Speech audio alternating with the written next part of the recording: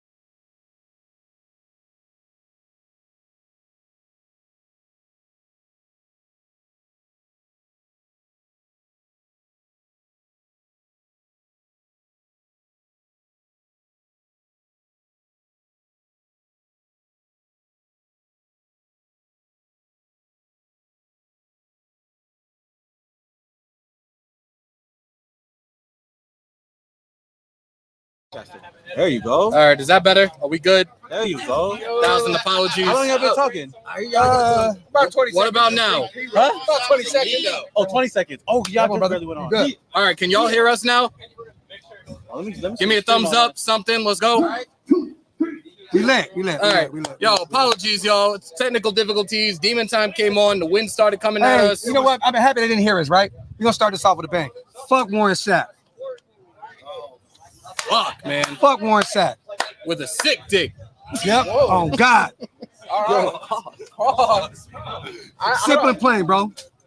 Straight up. We ain't even going to say why. Fuck Warren Sapp. We live. We in Adelanto for the Week 0 Raider Nation kickoff party. Here are my brothers. Which way am I going? I got Graphk. I got Andy. I got my Oos behind me. B is in the background chilling. We got this pussy sitting over here at the table with us, too. Pussy. Hey, Seth, I need my fade, you fat, skinny bitch. God damn, man. Googly eye motherfucker. Real shit. But we out here, man. We rocking, man. Real talk. You guys gonna hear music in the background. You know, hey, there's a lot going on out here, you guys, so bear with us. The Wi-Fi is a little up and down, but we here, we lit. We got content creator, we got Oos here, we got Mitchell Rance is here, my brothers, the Shillmore brothers, my brother B's in the building. You already know we got Aunt Six, man, my boy Aunt, we got Pookie, we got Prezi, got all the family in the building, man. You already know what it is, man. The nation is in full effect, and once again, fuck Warren Sapp. My son. We're linked. All over the university linked now. Stu never made it again. Halo. You got Halo on the way. Still, what the fuck? I'm wearing your jersey, motherfucker. Look. Bro, Stu got caught up What the fuck? with 3 hookers in Las Vegas and lost his mind. Shit crazy, bro. We all getting canceled today, y'all. At this point, I don't give a fuck. So it is what it is. We're getting canceled. Yeah, it is what it is, though. Hey, I tried to go to bat for Warren Sapp for Stu. Never Fuck again. that. Never again. We here. That's all that matters. We here with the nation. That's all that matters. Real talk. Come out, man. Get some weed. Get some weed and shit. Get some weed and shit. There you go. What we doing, man? What we doing? What we talking about? Talk about the game that we didn't watch last night. Oh, hey, it was a great one, you guys. Hell of a game we didn't watch. We won 28-6 or some shit, 23-6, something like that. Hell of a performance. And how about that? What else? We just kicking it with y'all right now. We got this event going on, and we got the Burning Trees Festival following. So if y'all are in the area, pull on up. Let's have a good time. Show your love for the nation. Come kick it with us. The best way to fucking celebrate a fucking nice fucking Saturday afternoon in the high desert. Hot as fuck out here, but we all taking this all in, pause, and having a good time doing it. So I haven't even shared it or nothing, bro. Hold on. Luke Masterson is looking solid as fuck for us. I'm looking forward to him in the silver and black moving forward this season and beyond. So congratulations to him. Definitely making this 53-man roster. Yeah, so how do y'all feel about that? Hey, Big Too Cold, pull up to the event, man. Pull up. So it's $10, man. Come rock with us. Hey, so Yes, Masterson made the roster. I love it, man. We've been calling that shit from Jump Street. That boy look good, man. He look good out there, bro, for real. So do we think that his partner in crime, Darian Butler, makes the roster? Yes. I still think he makes it. I think both of them should. I also think Bryce Cosby should make this roster, man. I think Cosby might end up being a practice squad guy. And nothing against the kid, but Practice squad guy? I think so. I think he gets who Who do you take, Cosby or Webb? Cosby. Oh, really? Yeah. Wow. What you see on tape that you didn't see with Webb? I think that Webb is a very good player. He's a zone scheme guy, in my opinion. I think that Webb is a guy that, for me, he was either making a really big play, a really nice tackle, or he was getting burnt. And with Cosby, it was consistency. It was always sticky coverage. He had that one rub route where he got beat for a touchdown, but that's a rub route. He needs to get more confident with that. Obviously, Kansas City does that a lot, but I like Cosby more. Is Robertson making the roster? Yo Nation, what's going down? It's your boy B, Big Six, Mount Shieldmore. We're in Adelanto, California. It's going down. Burning Trees Festival. You know what the fuck time it is. Raider Nation till we die, baby. Yes, sir. I got Darian Butler making the roster too. I feel like we're thin at linebacker. I'm big on Luke Masterson when he brings to the table, but I think at the bare minimum, he's a practice squad guy. If nobody really thought his tape popped out, maybe hopefully nobody takes him. But I think that Darian Butler needs to be a Raider. I do. I think about this. Outside of the main guys, Adelanto, Brown, Devon Diablo, Denzel Perriman. Perriman has always had a problem with durability. So what happens if he goes down? We Darian Butler can come in and play that bit of linebacker position. The linebacking depth chart has been thin for a while. And then, Kaiser was out. Young is out. I don't see why. I've been high on Butler for a while. I think he makes it. I got some. Okay. I think we're finally going to be fortunate enough to see Jonathan Abram play his proper position, the sub linebacker spot. So I think that we are thin at the traditional linebacker spot. But when you put a sixth guy in there like Jonathan Abram that can do anything in terms of the linebacker position, I'm not saying in deep coverage, but I think that Jonathan Abram will have a fantastic year if that's where he continues to play. In one game, he got blitzed 4 times. We need to continue to do that. In my opinion, he's another Jamal Adams. He just hasn't been getting paid. Is Amik making this roster? No, I don't think he is either. Good. What's funny is yesterday, we said it on the live earlier, right? We wasted. We said basically with him, like Devontae literally had his arm around him yesterday, bro, like trying to groom him and shit. All right, B, you just gonna fuck the podcast up? Yeah, I'm gonna fuck it up. All right, fuck it for sure. No, fuck it. It is what it is. Amik doesn't make the roster. Let me see. And for all of y'all that say I'm short, I'm taller than Amik. Fuck that. Hell yeah, man. Nice. Real talk, man. Mel Shieldmore is in the building. Minus our brother. Shout out to our brother Wasted out there in New Jersey, man. Hold it down for us in the chat. Shout out to Dinah, he's out here in the building. Shout out to all our people, man. Prezi, Dirt, everybody's here rocking with us. Everybody get in the camera, man. Pookie's in the building. We lit, y'all. We lit. Everybody jump in, man. Jump in.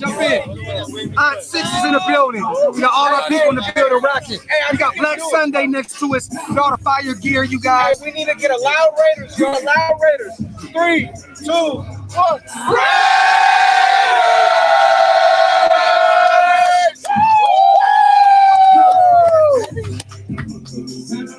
That's right, yo. That's right. We need that in the chat too. Everybody dropping in the chat, man. Hey, you got health.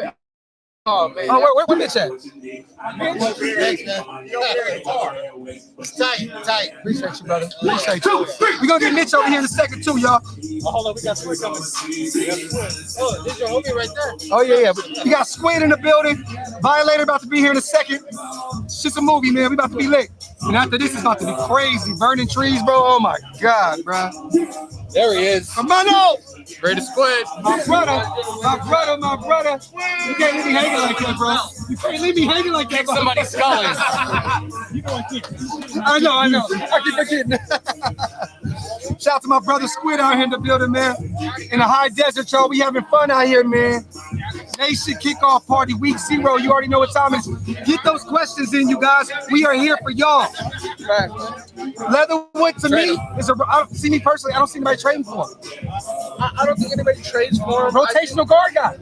I think that something that we did learn outside of our roster is the fact that Isaiah Wynn should not come to the Raiders. No, at all. He should not come to the Raiders. He got beat just as bad.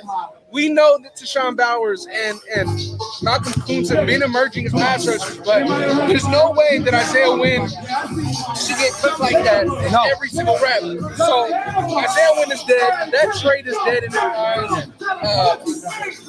And let me ask y'all this. Brown still got smoke. Let me ask y'all this real quick. Do you take more out of what we did to these guys starters yesterday as we have great depth? Yep. Or is it more about how bad the New England Patriots are? We have great depth. The Patriots are regressing this year. So both. I think it's neither of those, and I think it's how good the coaching has been. I think that the coaching plays a big factor in that.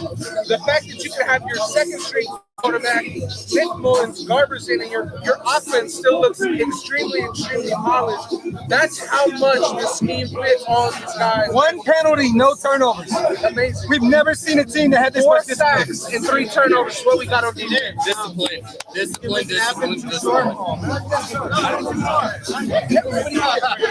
I got you. Okay, you can go on this thing. Yo. You want to do that? Yo, on the count of 3, fuck Warren Sapp. 1, 2, 3. Fuck Warren Sapp! Hey, the fuck Stu and Swagger too. Love you, brothers. I hope you're alive out there. This is Stu's like this. Fuck those motherfuckers. You learning how to win. Let's fucking go. Let's get Mitch over here too. I'm gonna get Mitch and get him over here and rock it for a second.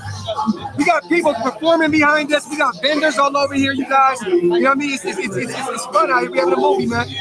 That's a fact. Bauer fucking did his thing throughout this preseason. Another guy that was very, very surprised. But very, very pleased with. And Leatherwood, fucking MIA, bro. They better send the fucking AP, put an APB out on his ass. Steve, I gotta agree with you, Bowers, and I gotta give Luke Masterson an MVP ball as well. Definitely. He looks phenomenal out there. He earned his spot, and they already put it out for the world to see. He's making this roster. So again, congratulations to Luke Masterson. Let me ask you guys this. So Luke Masterson already got the heads up. He got the nod. How long do you think it takes until we hear the news that Tashawn Bauer gets his? Wait. Say it again. How long? Oh, appreciate you, bro. Oh, shit. Appreciate you, man. What up, man? Appreciate you, buddy. Yes, sir. My dog. Yes, sir. Hey, I'm gonna come. Let's get a beer when we get done. It's all love. It's all love. Yes, sir. But what I was saying was, Luke Masterson got his vote. He's on the roster. How long until we find out that Tashawn Bowers Today. Okay. By the time we get back to the Airbnb, Tashawn Bauer will be a Raider. And I like that, man, because we had high hopes as Kyler Fackrell as this third down pass rusher or somebody that was going to really help on first and second downs with the run game. I like Tashawn Bowers. So I will say this, with how well Kuntz and Bowers had in this preseason, Cleveland just keeps falling in the depth chart. Like, it is. Graham has a plan for Absolutely. I'm telling you, there's a reason he's still a Raider. There's a plan with him. But don't get me wrong, you know why I was low on Bauer when we got him? He looks soft. Yeah, he looks really soft. Like remember how Max looked when his rookie year? Don't get me wrong, you know, Max we love him to death, but he came in looking soft. Like I feel like Tashawn needs to get more in shape, bro. You know what I mean? But he showed some technique. I love what he did this preseason. But like this is still against backups, you guys. You have to remember this. We got to see if we can do this against that offensive line that the Chargers have. You know what I mean? Like, if anything, the Sean Bowers is a rotational piece anyway. We're not going to see him too much. You know what I'm saying? But can he do that against all-pro guys? Well, wait to say. I think that if we're worried about Deshaun Bowers, I think that Malcolm Kuntz will be just fine. Oh, yeah. Hell yeah. Like, you know, we've done, between the three of us, we've all done videos on Kuntz. I did a film study on Kuntz, And it was great, too. he possesses elite traits. Like, you'll see, and let's look at it like this, right? If we wouldn't have gotten Chandler Jones, it would have been Malcolm Kuntz's time to get that look. Thankfully, we got Chandler so that we can kind of ease Malcolm Kuntz into the league. And we don't have to force him into a role that he's not ready for yet. But Malcolm Kuntz, good pick up with that. One of the only good things they did right. But, yeah, Kuntz, my guy, man. Yo, Trey, Flea ain't going nowhere, bro. That's almost $10 million. We're not doing that. Oh, hey, bro, did you guys hear the commentator say Leatherwood's bad? Yeah, he goes. Like, bro, if a commentator can call that, you know he's bad. And guess what? The commentator that said that was the GM for the Vikings. What was that, brother? I was telling your wife that you have a wonderful husband. Dan, you're 1,000% correct. Again, this is a solid preseason down the board. No turnovers. Hasn't been done since, what, 2014 for us? Preseason. Fucking beautiful thing. And Matt Millen is a fucking dickhead, bro. And he always has been. Fuck him. I don't care. I love the fact that Matt Millen it needs to be said. I'm glad he said what he said, but times he could be a true dick. I see Turner making the team. Turner's going to make this team. We talked about it on Wasted Live earlier in regards to the running back, the receiver depth chart, how it's going to look. I got to go handle something real quick, you guys. Hey, the Oos is about to come on. They go holler at Lynn. I'll be right back. Yeah. We played our backups the entire preseason while other teams played. Yeah. Look, we have built something special. I've said trust the office. Our coaching staff is fucking amazing right now. These guys are really instilling discipline, and the shit is really, really looking solid right now for us moving forward. Shit can only go up. Shout out to the Oos in the building. What's good, Oos? We out here at the Week 0 Raider Nation Kickoff Party with my Oos, Hammer and Andy. And I just subbed in, tagged out Graphk, but we here having a good time, man. Shout out to the chat. Shout out to everybody up in here, man. Yo, Max Watson. We dominated against. Oh, bro, man. I mean, we talked about that. It was sad, but it was funny as fuck watching it. I got a question for the actual Oos here. Yeah. So, we know how heavy you are within your culture, right? And we know that we can be a little bit biased sometimes about who we like. Yeah. Myron Tagovailoa. Woo-wee. He had a good last two games. Tagovailoa Mosa, bro. You got to add the extra. You know what I mean? He played good against the Dolphins, and he played a damn good game against the Patriots. Man, he was just all over the field, man. Like I said in my video, I know. Oh shit, that windstorm almost got me scared of it. Oh no, but yeah, he might not have the stat sheets, but I seen him all over the field though for sure. So do we think that he's somewhat a lock for the practice squad? Oh, the practice squad. I think he could be on the practice squad. Yeah. I don't know if he'll make the final 53, but definitely he'll be in there somewhere. Kyle Pekka. What do you think about him though? Roster spot or nah? I always had Kyle Pekka from the second we signed him. Yeah. I thought that he was a plug and play guy. I thought that if Hankins wasn't ready, Kyle Pekka could get you through. Yes, sir. 6 to 8 weeks. He's not I don't think he's a 17 game guy. Yeah, I can respect that. I think Hankins can be. He's proved it. Yeah. But I think that Kyle Pekka, he's damn good at it. He's a damn good player. He had an unfortunate first play with the silver and black where he got pancaked. But I like him a lot. Yeah, definitely. And another Oos up in here, man. We got Isaiah Polamalu. Yeah.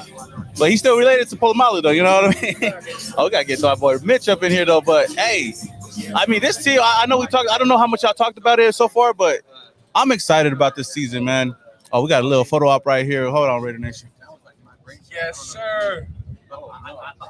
Hell yeah. Yeah, we got Spider-Man up in the building over here. Shout out to one of our biggest supporters, Anthony Provencio. He's yes, sir. As well. Yes, sir. We got a lot of supporters out here, man. Shout out to everybody that came through to the Week 0. It's just started. Yeah, I know it just started. I know it's hot as hell out here, but we here to have a good time, man. And shout out to the chat, everybody that's up in here too. Practice squad, Pico's getting cut like Hammer's beard, yo. I'm Damn. so tight, this shit is fucking gone, bro. It's gonna take a whole nother year for this shit to grow back out. Did you ask the barber to cut it that short? No, I told him to fade it and he cut it. Oh man, you can't trust these barbers, bro. So it's like 50-50 Raiders related, but we're going back to the Ooses. Yeah. So Mariota, he did pretty good. Ooh, man. Good, right? So Raiders made a mistake. now,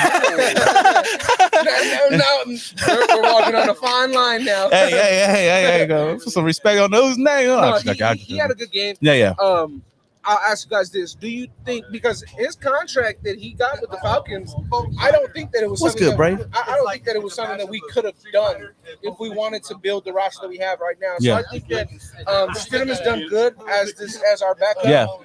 I think that Garbers, he'll just make the practice squad. Yeah.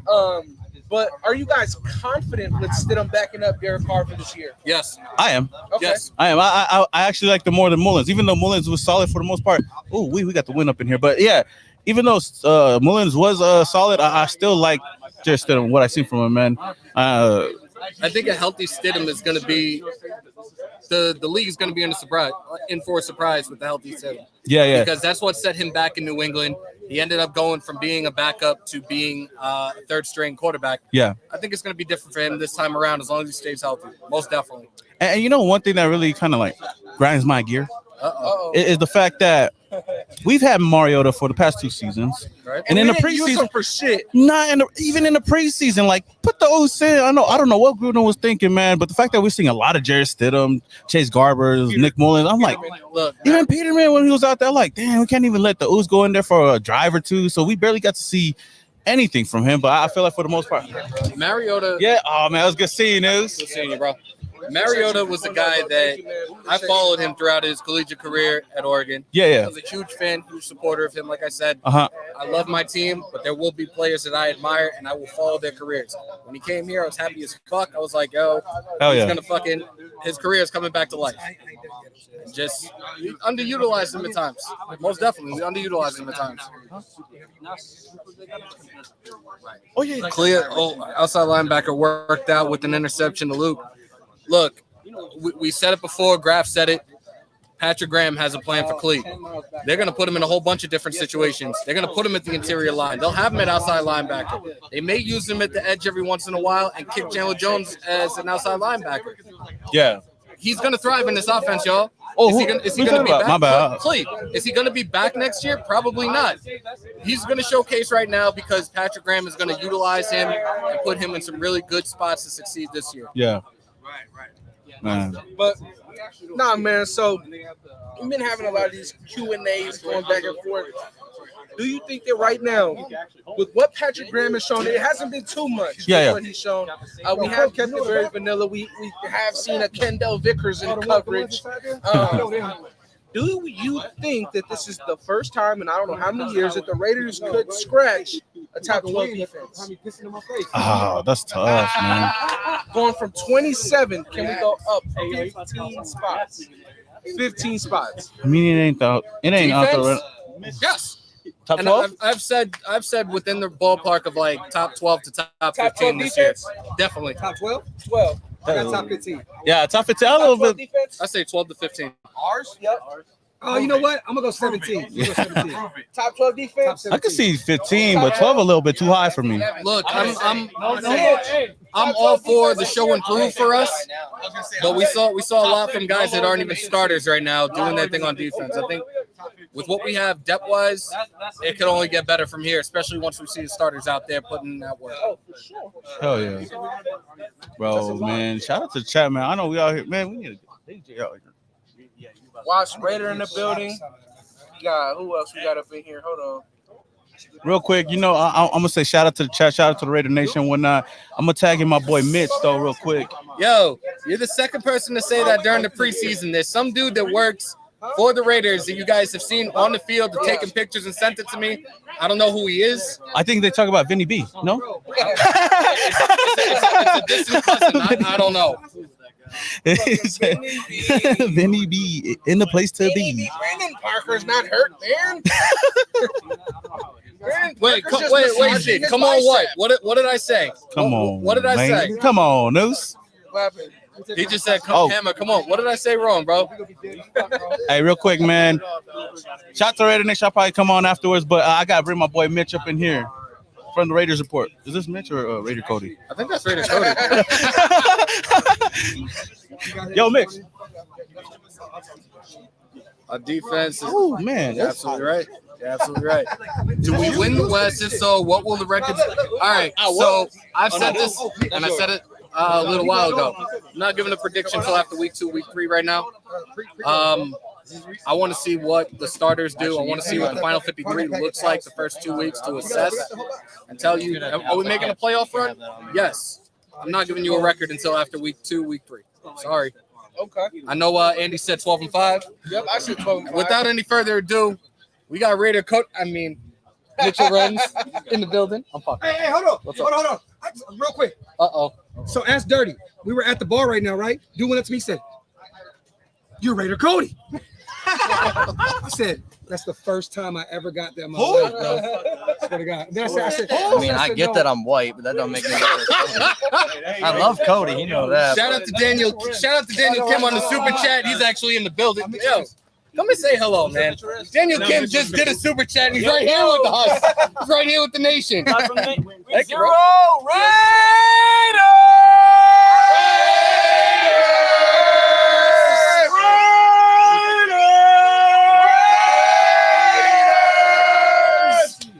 Salute to my brother Mitchell Renz. Finally get to meet for the first time. It's a pleasure. It's an honor. Glad that we can finally meet and hang out here in this hot ass. Oh my God, this is Satan's fucking butthole, bro. You've been there before, not me. Yeah. So New York with the humidity. This is worse. I don't care what anybody says. Well, so Graphk was just asking me, and we actually talked about this on the Uber ride between Sam Webb and Bryce Cosby. You actually had Sam Webb as the guy that you feel like maybe should get the upper hand on a UDFA making this roster, right? We just got the news that Lucas Masterson officially made it. Yep. Darian Butler may be close to there, but we don't really know where that stands. But Sam Webb, do you think that he actually does make the final 53? So honestly, I've already made my 53-man roster video. I did that on Thursday. You guys will see that out tomorrow. So hopefully nothing too crazy happens. But no, I did not have Sam Webb in my 53. Did you have Lucas? I did have Lucas in my 53. So I Butler? Who? Yeah, Butler. Which one? Darian Butler. No. Wow. When I watched him play up against Miami, Minnesota, he was targeted 10 times, gave up 9 catches. And in today's NFL, especially in a Patrick Graham defense, I want linebackers that are versatile. And we heard a lot of talk about, all right, the Raiders are going to go to a 3-4 defense. But I think with the emergence of somebody like Deshaun Bauer, give you extra a little bit of depth. Malcolm Kuntz, I think, has really stepped up in terms of being a pass rusher. You got Crosby and Chandler Jones. I could see this defense actually doing a lot more 4-2-5 defenses because you got 3 outstanding linebackers in Double D, Divine Diablo, Denzel Perriman, and Jayon Brown. I love Jayon Brown's coverage ability. It's just I looked at offensive line. I gave us an extra offensive lineman. I looked at our defensive tackle room as being the biggest weakness. I gave us an extra defensive tackle. And I think that they like Roderick Teamer. I think that they like Deron Harmon's flexibility. But do I think Sam Webb deserves a spot? Yes, I do. When he first was coming out, I had him as my highest rated UDFA for all the Raiders. That hit that he had against Miami and the fumble recovery. Oh my God, man! He almost had the trifecta had they not blown the play dead. Yeah, so that was crazy. I think the preseason is about you get limited opportunities. Absolutely. What do you do with those opportunities? You got to seize those shits if you want to make a roster. That's I think Sam Webb has done that. Now, don't get me wrong. There's been a few instances where he's gotten beat, he's gotten burnt. But I'll say this: I've watched all 4 of the Raiders preseason games. A lot of the teams that we've gone up against have played a lot of their starters. The Raiders haven't. And I think if Sam Webb is out there with Rocky Sin, maybe a Trayvon, Mullen, Anthony Everett, and you get some premier edge rushers, if you give him enough time, because he's more of a zone cornerback to me, he can play better. Okay, so moving on from UDFAs, a guy that we know is going to make this roster 10 times out of 10, there's no doubt. What is your opinions and thoughts on Nate Hobbs getting a lot more outside cornerback looks this year? And when we are in that 3-4, I do believe that he is part of that best 11, and I think that he should be on the outside. in those instances that we do go in that base 3-4. How do you feel about that transition? Not full time, but he's making that move. So I think Nate Hobbs is athletic enough to just do literally anything that you want. And I wouldn't even get too tied up in depth charts, guys playing inside, outside. I think with Patrick Graham's systems in the past, they're going to put guys out there on the field who can just simply make plays. Like I think if you go into a 3-4, I wouldn't even be surprised if one of the linebackers once in a while is Jonathan Abram. For the first time in forever, it feels like Graham used Abram the way that he should in that Miami game, playing him up close to the line of scrimmage, letting him come off the edge, letting him get after the quarterback, using his athletic ability because he's a run stopper. We know that he can't cover, but if you use him in those areas, I'm not going to get too tied up in, who's the outside corner of this situation. Graham's going to mix and match so much this year where we have that ability with Nate Hobbs because he's that dude. Look, Mitch, Patrick Graham has said it before in regards to the defense, his style of defense, and this is previous interviews before he even came to us. It's down and distance situational football. He's going to put guys in the right spots to succeed, and that's what I'm extremely excited to see out of them as a whole this year. Now, you guys both had predictions for this year, way before the preseason even started. You guys change your predictions at all since preseason and what we did? Nah, man, I got 10-7 still. I think this is a 10-7 football team. I think they're a good football team. I think there's going to be a lot of teams out there vying for it. Like right now, I could legitimately make an argument that 11, 12 teams in the AFC could be playoff contender teams. It's just a stacked division now. If you go out and add a Darrell Williams, if you want the Raiders to sign Darrell Williams, freaking type Darrell Williams in the comments for the love of God. Because right now, I look at that right side of the offensive line. It doesn't matter how much money you invested in Adams, Carr, Renfro, Waller. If you can't block, you're not going to do it. But if you had a defensive tackle, you had an offensive lineman, then I can say maybe 11 wins. I'm kind of at the point right now. I'm trusting Adelanto. Look, he's familiar with this system. Yep. He has the lineman whisperer, Carmen Brasillo, that has developed top 10 offensive linemen. Yep. Leatherwood is in one ear and right out the other with him. So at this point, you can get traded. You can go somewhere else because we're not going to see you on the field unless we're in desperate need of you. So I think Illuminor could be that guy this year for us at right tackle. He's a band-aid. He's not the solution. No, you're right. But if we're not going to go and get Darrell Williams, then Illuminor is going to be that Band-Aid for this season. Yeah. At least. Illuminor, he's a Band-Aid. It'll work for. I thought he played well last season, even in his spurts. Like, Illuminor's a good player. However, I don't want to just settle for good when I got $22 million in terms of salary cap space and hasn't gone to Waller yet, hasn't gone to Denzel Perriman yet. What are we doing with it? So didn't we lose like about 4.6 with this cut of Drake? So Kenyon Drake was 3.6 this year, and it's going to be 4.4 next year. Yeah. So are you changing your prediction right now, or are you staying at 12-5? No, this is what I was going to follow up and ask is the 10-7, because clearly the Raiders improved their roster this year, right? So on paper you say, well, how the hell do we stay the same record-wise? And I think, I'm not speaking for you, but it's just because not only did we improve, but so did everybody in the division. Yeah. So it is going to be harder to it's a tough schedule. Yeah, it's a very tough schedule, but I think that 10-7, I think that we could have 12-5 last year if we would have won games that we should have, like Washington, like Chicago, and New York. Or we played New York this year? No, thank God. Yeah. So, but you know what I mean. We're going down those lists, and those are winnable games. You know, we could have had Trayvon Merritt close out the Washington game, and Brian Edwards could have closed out the Bears game, but. It seems like we were just a catch away or an interception away from going 12-5 last year. Now you add Chandler Jones, you add Devontae Adams, but then you look at the Broncos, they add Russell. And this is my thing. I know Russell may not be a big favorite in the eyes of the NFL fans right now, but I think that it's Russell Wilson at the end of the day. You're not going to sweep him. I think that we trade and we are 1-1 with everybody in this division. Do you have that as well? Or? I think regardless of them having Russell Wilson, he's in the same situation he was in Seattle. Does not have a legit offensive line. I think we sweep the Broncos. I think we split the rest of the way of our division. But I think realistically, it's going to come down to the very last game against the Chiefs for the division. It's going to come down to that game for the division. That's it. Shout out to Gabe on the Super Chat. Bro, it sucks that you're not going to be here, but much love to you. Thank you for the Super Chat. We really wish you could have been out here with us. Much love to you, bro. I know there's another one that was up there. SC might be there in a bit. Salute to y'all. Appreciate you on the super chat, brother. 13-4 rated Ruckus. Okay.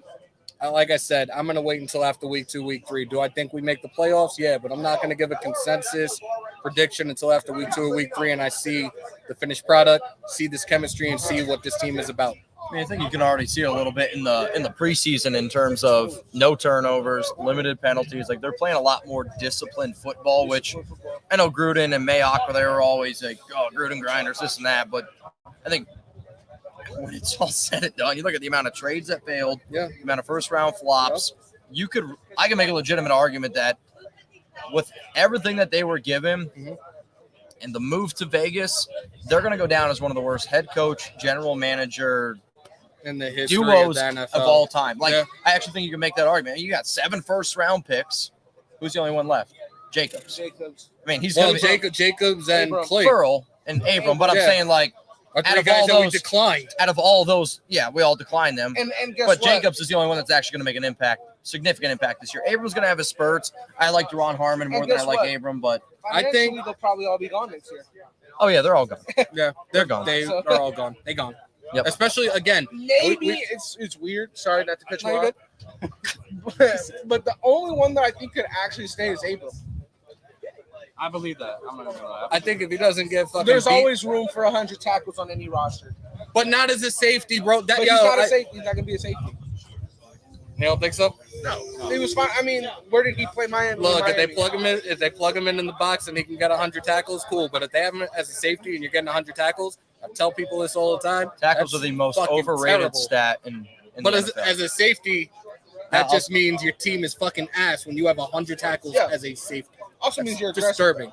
You're aggressive, but that's disturbing. Also means you're getting beat. That's the last line of attack. You don't want that shit. Yeah, it means your front 7 is poor. It means you're giving up a reception and you got to tackle that guy then. But hey, what's up? Anything with anybody right now? No. 13. A lot of people saying 13-4, 12-5. I like it, y'all. I do like it. So, fully healthy offense. Let's say, you have Jacobs, Waller, Renfro, Devontae for the whole year, right? Mm-hmm. I think that Jacobs is the one that's production is obviously going to go down just because he's the running back. I think it goes up. You think it goes up in terms of rushing yards or just all-purpose yards? Well, if we look at his numbers from last year, I think he has more numbers this year than he did last year. I think his touchdowns go up, but I think his yards stay around the same, if not a little bit less. So last season he had 217 carries, 3.9 yards per carry, 9 touchdowns. I think that this offense is – you can't crowd the box as much. It's going to open up some running lanes, which you can say what you want about the offensive line, but when I did my projections for him, I still had him at around 13 to 16 touches a game. Mm-hmm. So let's say he gets to that 200. Let's say he gets 217 carries again. Okay. I think he has more yards. I think that they're going to be in the red zone a little bit more. So the touchdowns are going to go up. I think the rushing yards go up. Now, don't get me wrong. Like, you're still going to get Zamir White. You're still going to get Amir Abdul. You're still going to get a Brandon Bolden and all these players mixing and matching here. But to me, Josh Jacobs is going to be a lot more efficient with his touches. Therefore, his numbers will go up. I think that's my honest opinion. With this system and the running back, motivated. Like with this system and the running back by committee, he's obviously playing for a contract, but I think the numbers in regards to rushing yards are going to be on a slight decline because of this running back by committee. You think he goes under 1,000 rushing yards? Yeah. I do. Okay. I think we're looking at roughly around the ballpark of probably 850 yards. Seriously. Touchdowns, I think he'll go up a little bit. Like 13 touchdowns. Yeah, but I think his rushing yards, it's going to be on a decline this year. So the last time the Josh McDaniels system had a first-round running back entering a contract year with Sony Michel, 247 carries. Mm-hmm. If you give Jacobs 247 carries, because I actually think he's going to get a lot more work than what people anticipate, because Zamir White's had 2 knee surgeries. They want to try to keep him healthy. He's the future. So if you want to try to keep Zamir healthy, you're going to give Jacobs the work, because this is going to be his last year with this team. Yep. It is. So if you're long-term thinking, I think that Zamir is going to get some work, but I go back and I look at a lot of the years with past Patriots running backs, past guys, they were getting 220. They were getting 247 carries like Sony Michel was. So as far as I'm concerned, if Jacobs can get 220 carries, he's over 1,000. All right, so here's the bet right now. And Nation, everybody's watching. If he hits 1,000 or more, I will send you a bottle of fucking Fireball. I got plenty of that. I don't need Fireball. How about this? Give me something else. We'll do some. I'll do some promotion or something like that to get some people to check out you, because I love the content that y'all provide, and I think a lot of times, the Raiders Report now is in a situation where most Raider fans know what we do, who we are. I don't need any more Fireball. We can figure out a way to get y'all some more As love. long as if Hammer loses, you don't have him twerking. Bro, it is never happening again. Put it to rest. The Mets had a no-hitter, y'all. And from the womb to the tomb, I'm a Met fan. I'm a Met fan. I'm never twerking live ever again. Put that shit to rest. Show. I'm about that. God damn, man. One of the things I want to do before I die is watch Jacob deGrom live. I got to do it last year before he went down with that injury for the rest of the season, and it broke my heart. Oh, damn. All right. I will say this though, with the whole offense, right? Everybody's saying how Davante Adams no longer Aaron Rodgers. His production is down to, it's bound to go down, right? Yeah. But I don't see that in a bad thing, because I also don't think that in Green Bay he had a Hunter Renfrow on the inside or Darren Waller at the tight end position. I like Aaron Jones better than Josh Jacobs. I do.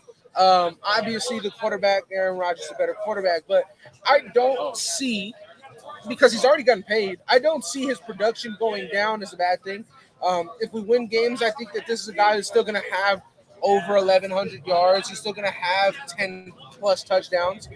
That's not a problem. But if we want to compare his season to a 1,400-yard season, that's going to be hard for anybody to match, even with Aaron Rodgers or Tom Brady. So it depends how you take that scenario. But what do you guys predict for Davante Adams to have this year in terms of a fully healthy season? 17 games before the playoffs. So I actually just did this the other day on my locals thing. That's kind of like my OnlyFans for Raiders Report watchers. But I broke it all down. I had him coming out with 106 catches, 1,300 yards, and 10 touchdowns. So what I looked at was everyone wants to bring up, all right, Derek Carr, he's not Aaron Rodgers. All right, that's fair enough. And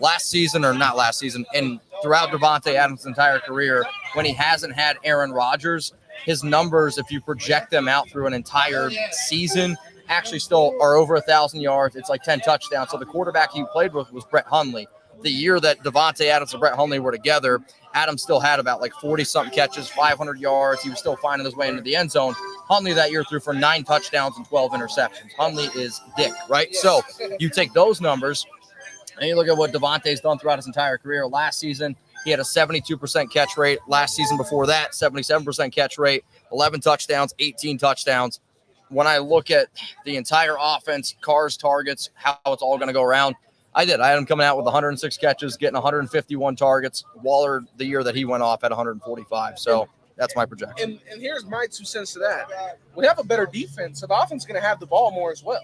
So, I think that's another thing that we got to look at as well. Your defense not going to be out there all the time. Your offense is going to be able to have more drives, have more chances to drive down the field and get into that end zone. So I think that a lot of this stuff will balance itself out in terms of Darren Waller's touches or Davante's touches. And let's be honest, right? When Davante first got here, how you mentioned that he's a secure receiver. He knows that he's going to get his touches. He knows he's going to get this and that. But he's also been very positive about having a guy like Darren Waller, where if you won't match him up one-on-one, well, Darren Waller can go score, and I'm going to be just as happy. And then you have Hunter Renfrow on the inside that's just going to do whatever he wants to your linebackers and slot corners.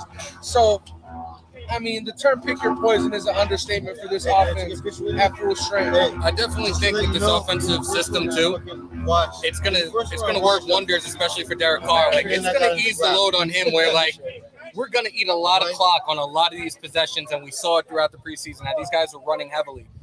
It's gonna open up the possibilities for a deep threat with Carr to Adams, Carr to Waller, whoever. But at the same time, you'll see play action. You'll see a whole bunch of other things. Okay. The offensive scheme for this team right now is gonna fucking work wonders, especially for each and every single one of these guys to thrive. Adams, we'll talk. 1,400 yards, maybe. Okay, but everybody's on this train with Carr and the numbers he's going to put up, and at times I feel like people are going overboard with it. But I think we're looking at him having like 35 to maybe 40 touchdown passes. Interceptions, I hope that thing is cleaned up. People said throughout the preseason or throughout training camp, he was really looking solid and accurate with his passing. We just got to wait and see you till week 1. So here's something I gotta say, right? Derek Carr 5,000 yards. I think it's possible. Possible, yeah. But with this system, Because there's 17 games. He threw the ball last season. I think it was like 648 times. I see that number coming down a little bit. So my projections were 601. McDaniel's like, we can have all these amazing offensive weapons, but I do think that because the defense is better, because the way that McDaniel's runs his offenses, Carr's not going to throw the ball as much. Now, I do think he's going to be a little bit more efficient with his numbers. My projections had him coming out to like 4,600 passing yards, 34 touchdowns, 10 interceptions. When I looked at Carr's numbers, his season high, I always say this, I don't give a shit about yards anymore. Like, I'm sick of the yards. You can have the yards. You can shove them where you want. I want touchdowns. And his career high for touchdowns is 5.6%. At a touchdown rate. So if he can get back to 5.6% and he can throw the ball around 600 times, he's going to be around 34 touchdowns. And I think with the options that you have, Matt Collins is a good red zone option. I think you got Waller, you got Renfro, you got Devontae, a lot of different options there. So, and I've said that about Matt Collins from the time we signed him. I'm like, this is going to be a guy that's going to be a true threat in the red zone and goal line situations. A guy as tall as he is, a guy that can actually use his talent he's going to be one-on-one. Way better than Brian Edwards did. Shout out to Jack Kenna on the $10 super chat. Mad respect to Mitch. I love you connecting over to other Raider YouTubers. Chat Sports with you. That was how we learned about other Raider YouTubers. Chat Sports, who's that?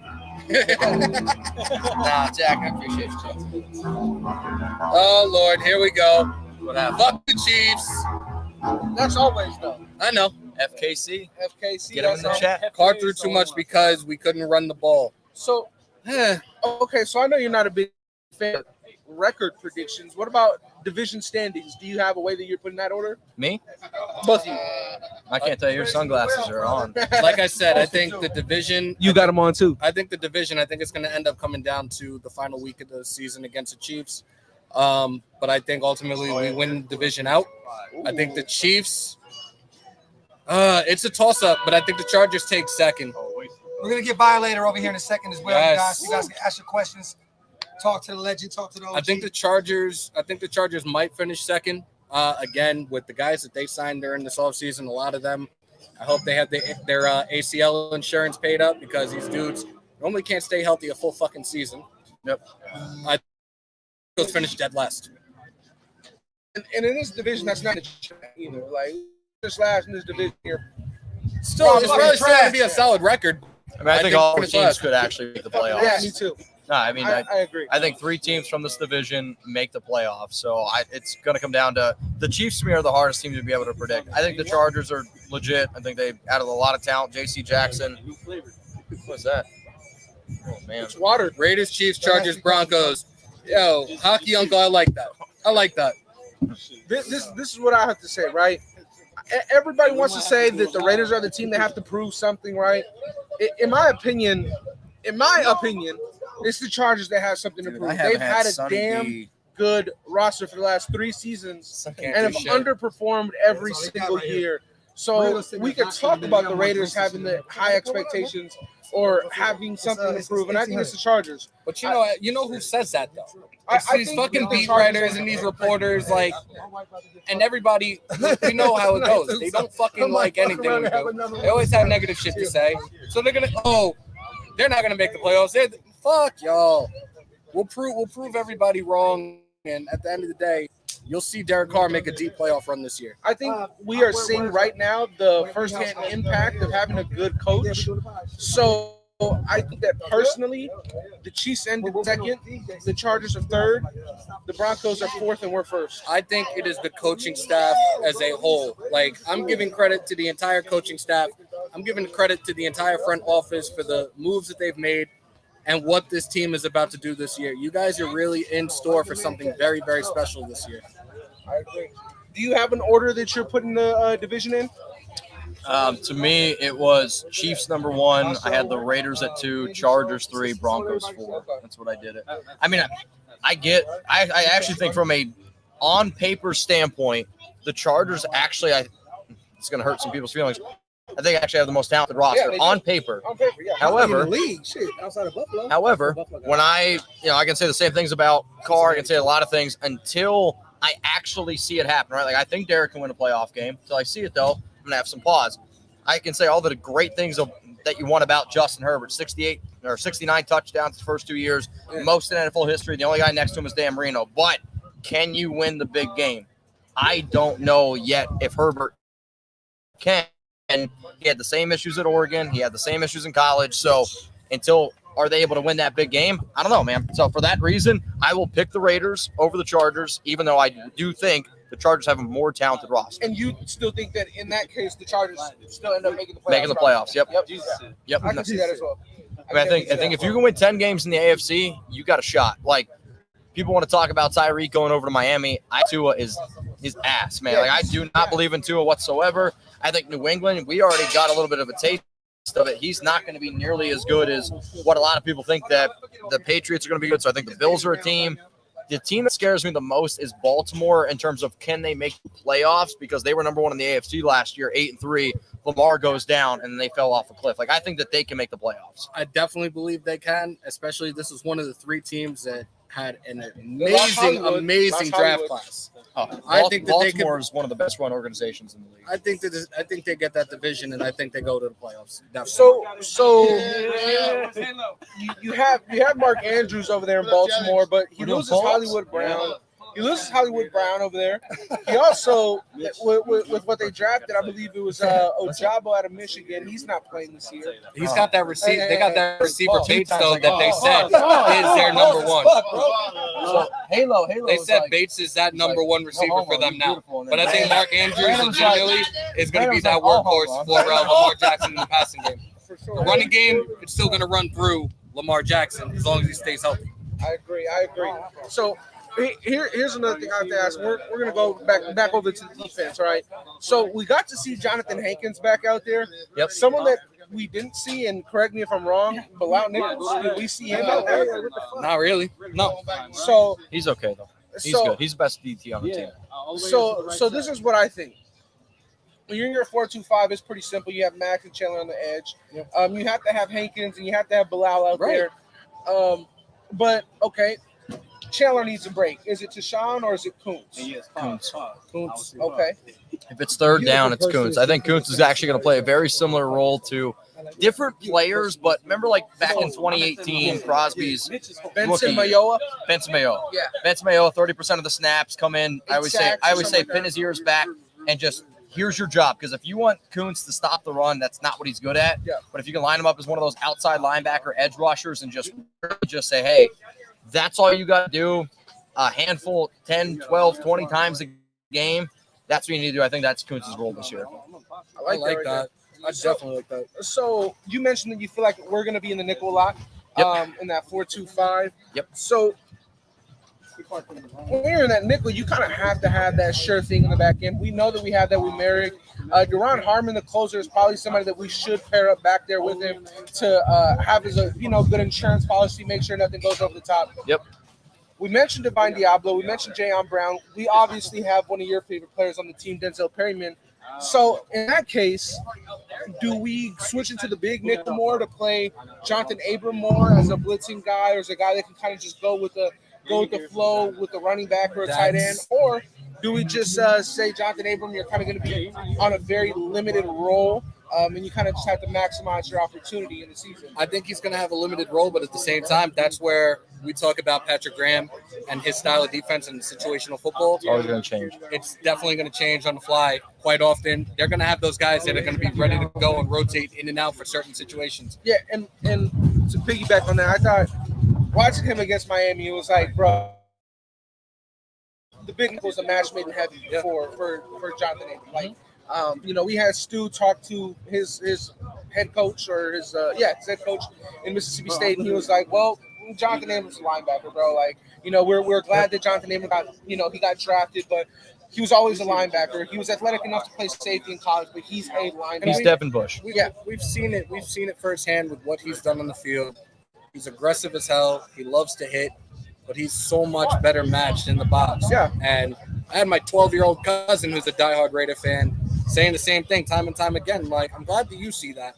You got people older than us that don't see that shit and constantly want to shit on it. So I think for the Raiders, I think one of the best things that Patriot defenses used to always do is like, all right, what do you do really well? I'm going to take that away. And then can you beat me with something that you don't usually do? And Patrick Graham, even last season with the New York Giants, I mean, the Giants offense was terrible, but that Giants defense showed up. And I thought for the first 3 quarters of the games, Giants defense is hung pretty tough. And then they usually get pretty winded because they be out there so much. Yeah. But I think for the Raiders defense this upcoming season, every single game, you're going to see a different look. You're going to see something different. What does that team do well? We're going to try to take that away. And then ultimately, they're just going to try to match up with people the best way that they personally feel like that they can. But Deron Harmon to me is the sleeper, where I said when the Raiders signed Deron Harmon, it reminded me a lot of the signing last season of Casey Hayward, where all right, he's a veteran. I get it. But you know what? To have a player coach out there, to have somebody who knows the scheme like the back of their hand, and I know it's a very cliche saying, but that can go a long way. Where if you got some of these young guys in that huddle, say, hey, this is the spot. We got it here. And then Harmon, I don't think he's going to make the impact that Hayward did because Hayward's a little bit of a different level of a player. Yeah. But having that veteran leadership, I think Harmon is personally going to bring a lot. But I can't wait to see what Abram can do because Abram really impressed me in that Miami game, and I've been known to be quite the Abram hater. But I have high expectations when you're drafting in round 1.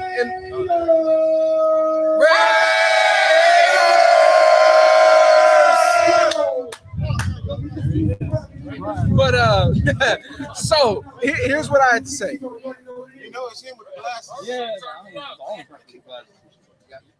I wear my sunglasses at night. FCC, that's why. Yeah. I'm saying, bro, like, what the fuck? Got you. All right. Yeah. But Shout out to Lip. He just shut down the music so we could actually continue this live. So here's what I was gonna say, right?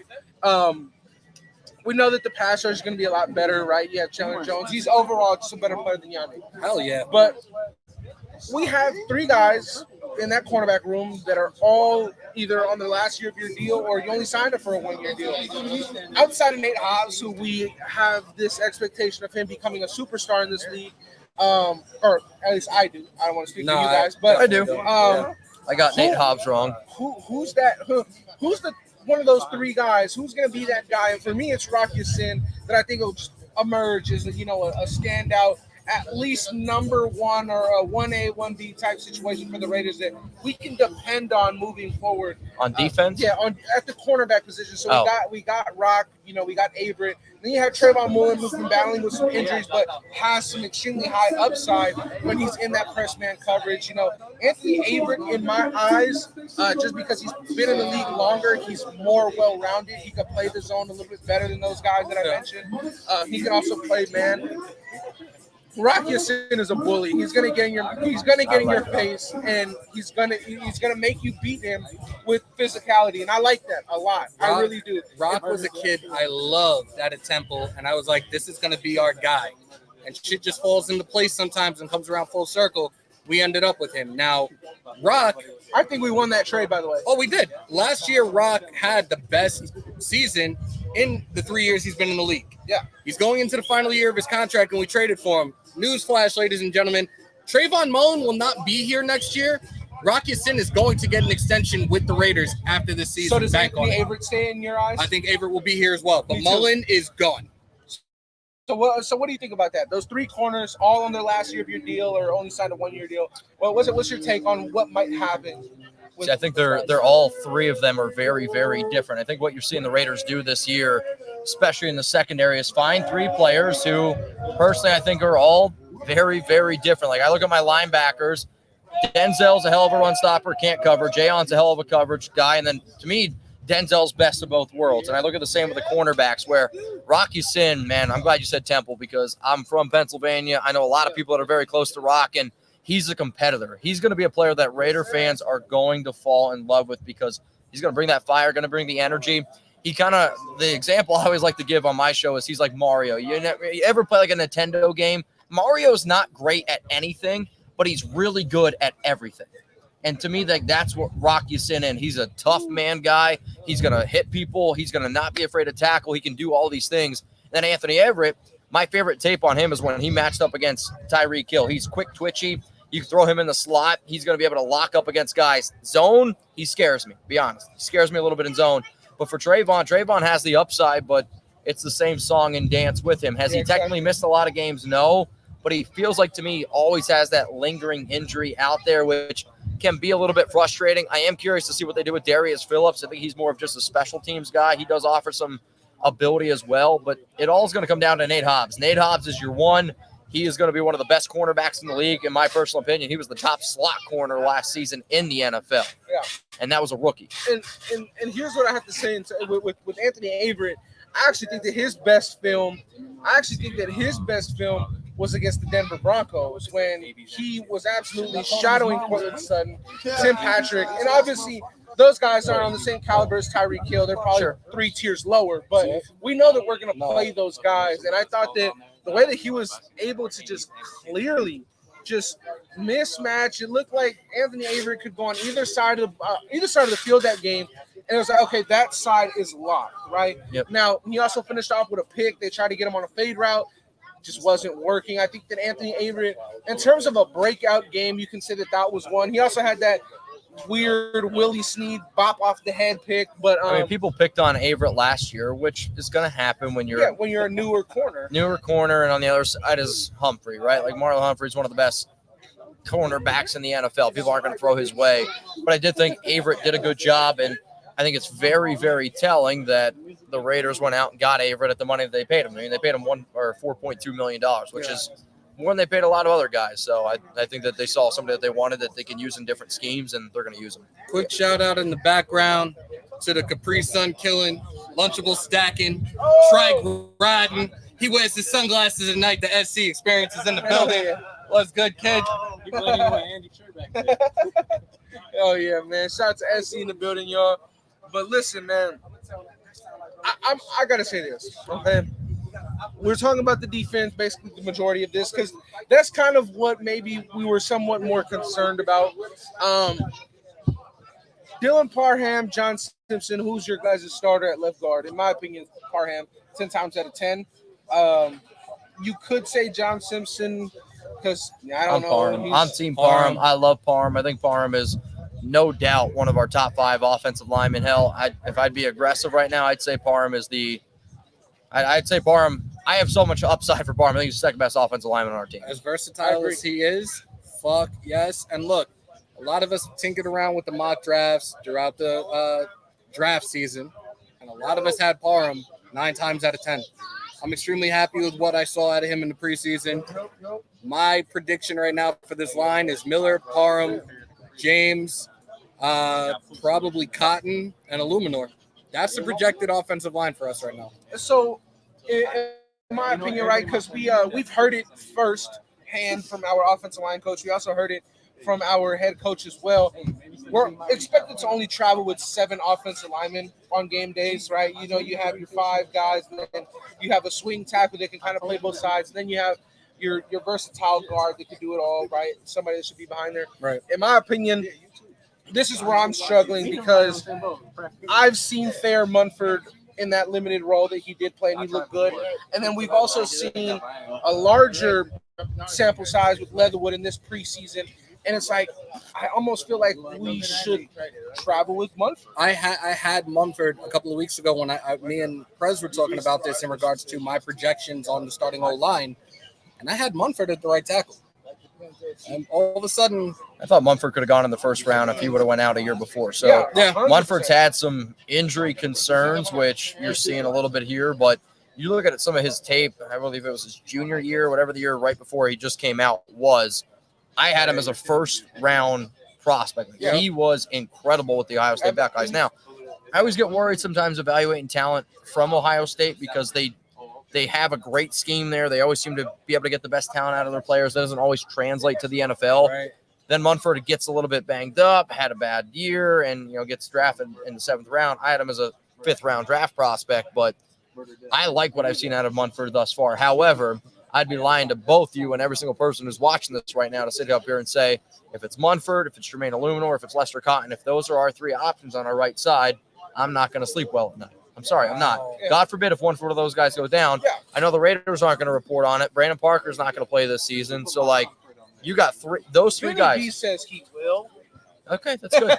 Like, this still, like, this was weeks ago. The rumor was out there. Vinny and I are He good tore his friends. tricep in the gym. He's on IR, but it was never clarified. It was never brought out from the Raiders camp. And it fell on deaf ears. A couple of weeks ago, McDaniel said, Parker and he said Waller, sooner rather than later. However, Tashawn Reed, who also has connections with the team, said that he's going to be out for a significant amount of time. So all I know is this: McDaniels is not going to reveal anything. They're going to tell them what they want to be able to hear. And, you know, unfortunately for those guys, which is why I don't really listen to a lot of the beat reporters, they get what McDaniels tells them. McDaniels is going to tell them what they want to be able to hear. Yeah. Like that's it. Well, So look, if he's on IR, if he's out for this season, realistically, with what we saw out of him in the preseason, Parker, you won't be missed. I mean, I think best case scenario for Parker, he's back by December. Best case scenario. Do you keep him on the roster then? Like, is Brandon Parker that good where you're like, all right, hey, you can't play September, you can't play October, you can't play November, but you have a chance to play in December. To me, he's not good enough to keep on the roster. Yeah. No way. I agree. No chance, man. I thought that first set of cuts, it was like, bye, he's going to be gone. Still here. I mean, I'll tell you what, though, it's going to be very, very telling if he's still on the roster after Tuesday, 4 p.m. Eastern time, because then that tells me that they think he's going to be able to come back soon. Yeah, that's going to be a really tricky situation. I don't think that Parker's a top 7 offensive lineman on this team. And unfortunately, where we stand, the only place that I think that fighting for that 7th spot is Simpson or Leatherwood. I agree. I don't see much of a difference when you play Alex Leatherwood on the inside. I see a guy that needs a lot of help. That's what I see. I don't see a guy that's like, oh my goodness, he's on the inside now 10 times better. No, I see a guy that's on the inside that has help from a center, has help from a tackle. So his mistakes get covered up a lot more. That's what I see when I'm looking at Alex Leatherwood on the interior. I also see a guy that, he's an okay run blocker. He needs help. He's an okay run blocker. He's well below average in the pass blocking department. And at the end of the day, on the right side, at the tackle position, it's longer for him to give up a sack than it is at the right guard position. So we'll see. I mean, you kind of talked about it, or we talked about it on our freaking 2-hour Uber ride that we had here. But if you're an offensive tackle, your job is to be essentially put on an island, do your thing. Right. If you can take on your edge rusher and you can beat him, great. If you don't give Leatherwood help, if you don't give Parker help, you're going to get beat. And if your plan is to chop block with Darren Waller, chop block with Foster Moreau, you're taking away that ability that those guys have. I'm sorry, you do. So I just B-Man just said they should try Barton on the right side. What do you think about that? No. I'm like, I like Jackson Barton's not better than Jermaine Illuminor. I liked how he looked on the left side. I wouldn't take that chance right now. Jermaine Illuminor is a really, really good Band-Aid. So that's what I'm going to go with. Ladies and gentlemen, he actually came out of his basement. Believe it or not. Dirty's in the building, ladies and gentlemen. Shout out to Dirty. I don't know what he just broke, but I didn't break nothing. Dirty's in the building. How you doing, man? Chilling, bro. How you doing, Mitch? You know, I got to pee like a mother. Go, bro. I can go? You can go. Yeah. I usually just pee in bottles on my show. So. Oh, my God. Bro, you're not by yourself. It was a pleasure, bro. We will talk more. You guys need Got him. Now we got sound effects going off on that one, too. That was good. All right. Oops. Don't ask. Shout out to Samoan. His roadcaster is doing all sorts of weird things at the moment. Ladies and gentlemen, I got to the right of me, I got Dirty. To the left of me, I got my son. My son is in the building, y'all. Salute Hammer and panel. Raider for life. What is good? Appreciate you pulling on up. Trying to see if you guys have any other questions right now. Like this has been fun. I'm enjoying all this right now. We've been on for a little over an hour. We still have a lot of people that are supposed to be coming out here. I think Violator is supposed to be up here at some point. Yeah, I just passed him in the stadium. Oh, ladies and gentlemen, Violator is walking around the stadium right now. Him and Chaos. So we will see him hopefully at some point. Oh my goodness, I can't with y'all. Hey, this is fun. Fun, Not too, acknowledging man. I'm that. enjoying myself. No, he called me. That's why I walked away earlier. Y'all crazy.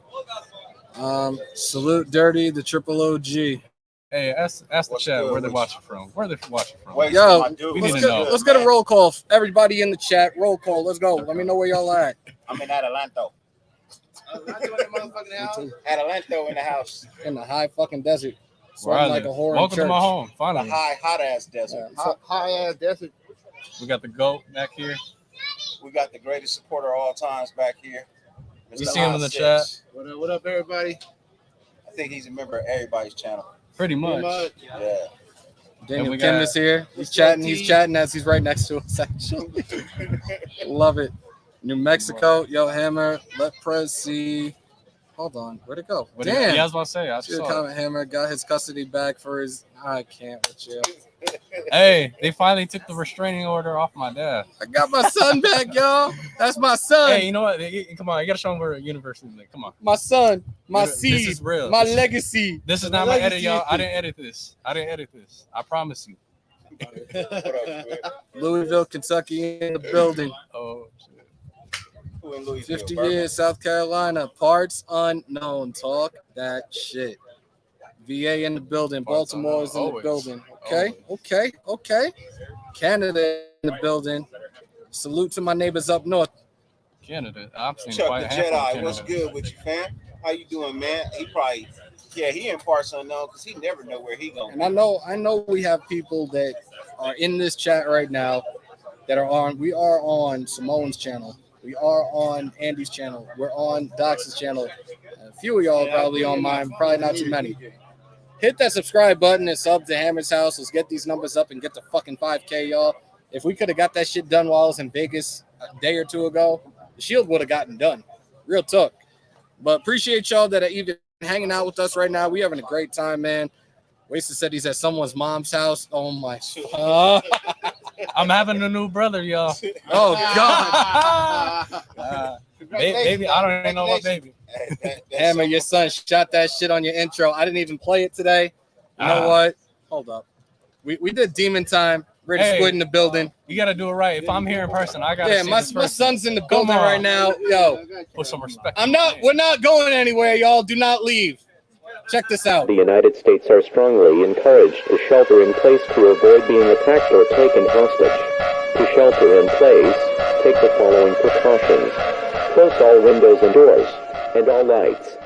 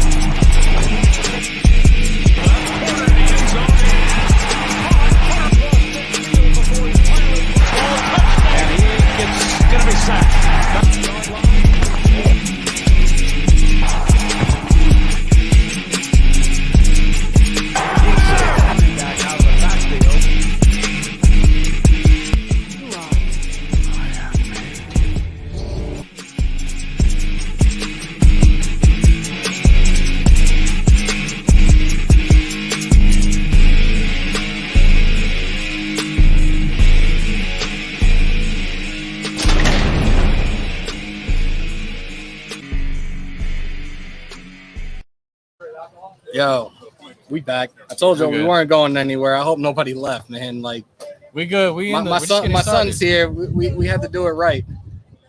Russell said, "R.I.P. Kenyon Drake." He ain't dead. He's just not a Raider no more, bro. What's up, guys? Hope you're all having a great time. We definitely Raider at Lizette. We definitely are. Wish you could have been out here, but yeah, we having a great time out here. There's a lot of people. I think I'm gonna cause some trouble right now. Hold up. Raider at Lizette in the building. What's up? Raiders!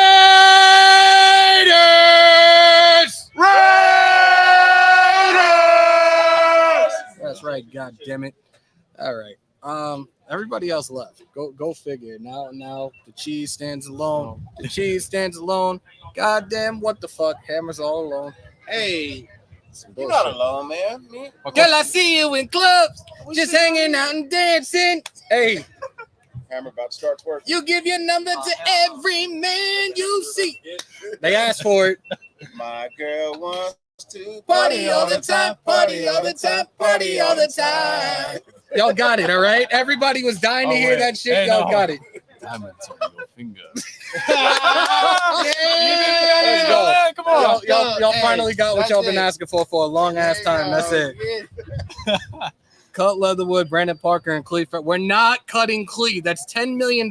Stop. Leatherwood is more money too. It's like 3.6 this year. We're not cutting these guys. Yeah, Clee's gonna be here this year, y'all. Stop. Look, Clee, you haven't seen a lot from him this offseason, right? No. But that's okay because he's been battling a little bit of injury. But I saw him play last night. And, you know, it may not have been a long time for him to play in the game, but look, Clee looks strong. I saw him bulldoze through motherfucking Trent Brown. Now, I know it is just Trent Brown, but we are still talking about a massive size of a man. You know what I mean? He's not a small guy. So, you know what I mean? I saw him bulldoze through him. I seen him do a little bit of something. Now, is he going to be like starting? No, we don't expect Clee to start.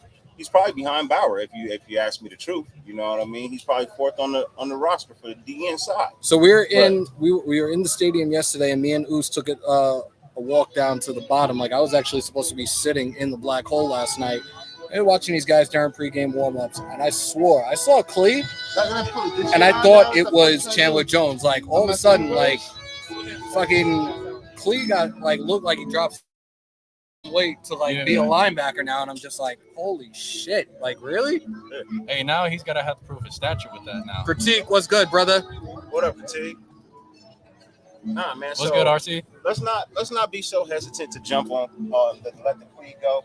You know what I mean? We all think established, you know, he needs 1 year with a coaching staff that's not going to continue to ask him to fluctuate in weight and play inside, outside. Like, give the man a chance to develop at some position. Quit asking him to do more than what's required of an actual normal player. Yeah, you may pay him a lot of money, but that don't mean you can ask him to do a whole lot of shit too. I mean, you already took him in the first round where most people don't believe he deserved to be drafted. Mr. Chow in the building. Mike Guerrero, what's good, brother? What up, Mike? But, you know, I don't hold that against Clee. Where he was drafted, he doesn't have no control over that. But I would like to see him perform this year. This is his last year. I mean, regardless, this is his last year. All the guys got to perform that are on the last year. All these guys, man. All right, I'm going to answer this real quick. Opinions on the Wallace situation. At this point, it's not a situation. He said, fuck you to Clutch Sports, and I'm glad he did that. Those motherfuckers are the modern-day Illuminati. Hey, quick report, though, that I just got. I just heard since Waller quit Clutch Sports, Queen James is suffering a hamstring injury currently with the firing. So there you go. I honestly think that what he did was the right move. Get some better representation, kid. You got 5 days or whatever. I think we're almost near the past of 5 days. But get some proper representation for you and get the contract you deserve. We've had this conversation. I've said about a 3-year, $49 to $51 million contract with about $41 to $43 million in guaranteed money. His value right now is $16 million. Give him a fair amount, because if you don't give it to him soon, Jasicki signed that franchise tag. He's going to be up next, and his value is going to be a hell of a lot higher. So get this dude paid as soon as possible. Hey, so the way I feel about it, and you're right, you know what I mean? This is the best thing for him. You know what I mean? Getting rid of the thing people don't understand about Clutch Sports and why they were pushing so hard is because they weren't the agency that negotiated his last contract. So they were technically working for free. They needed to push for another contract so that they could actually earn something off of this man. And I think he's realizing that, you know what I mean, it's a bad look, you know, for you to continuously push. I keep telling people I'm happy and I want to just play out this contract, but you keep going into the front office asking for more and more money, and it's just not looking good across the board. If this deal isn't done by week 1 and he ends up having a really solid year, value's going to go up a hell of a lot higher. We should not take that chance. Pay this man, sign him as quickly as possible. Let's get this done and over with as quickly as possible. Man, by all means, because if you wait too long, and like you said, and Schultz, they both got to sign contracts. They reset this market at $17 million. You're looking at $19-20 million to pay rent for. I mean, to pay Wallace, and that's just way too much money. My big bro is back. Yeah, we about to take off in a little bit. Yo, we're actually going to break this down now. We got a lot of other things going on. Hey, special live tonight at the Airbnb. Real world Raiders content creators. We about to be on some extra shit. I'm sticking straws up motherfuckers' noses when they sleep. I'm doing all that crazy shit. So stay tuned for the fucking Airbnb show tonight. These motherfuckers is crazy out here. We out.